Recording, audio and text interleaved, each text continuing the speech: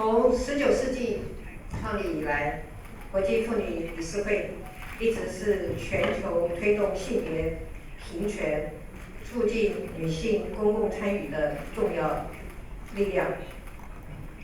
而中华民国妇女协会在1990年代成为 ICW 的成员，便跟世界各地的公部门跟 NGO 携手，投入女性赋权的计划，改善了许多弱势妇女跟儿童的处境。我们已经达成了许多的成就。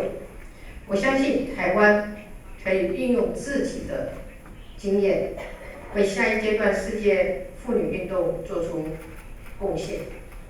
性别主流化是台湾既定的政策，我们也已经完成了2次 CEDAW 的报告，是亚洲地区性别平等成绩进步很快的国家。而且，台湾社会对于女性投身公共事务有着鼓励跟支持的心态。我们在这一届的国会有超过1/3比例的女性国会议员，6个主要都会之中，有1半的议会是由女性担任议长。当然，作为一个女性的总统，也是一个很好的证明。但是我知道，台湾不会因为有一个女性的总统，就从此没有性别不平等的问题。台湾人的心思仍然呈现了性别化的差异。台湾人还有很多的女性，仍然必须在家庭跟就业之间选择。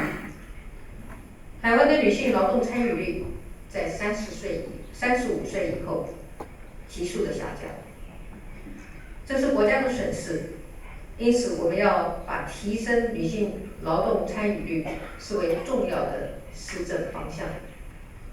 我们除了会积极落实法规对妇女就业以及职场安全的保障，我们也会透过托育、长照跟妇女就业3合1的照顾政策，一方面把家庭照顾的支持系统建立起来，另一方面也让女性不需要像过去那样承担过于沉重的家庭照顾的责任。我们希望透过政策的引导，一步一步的松动既有的社会结构，让女性拥有更多的平等的参与社会、经济跟政治发展的机会。为了一个更正义以及更永续发展的全球社会，我们一起来努力。最后，我要祝福会议圆满成功。谢谢大家。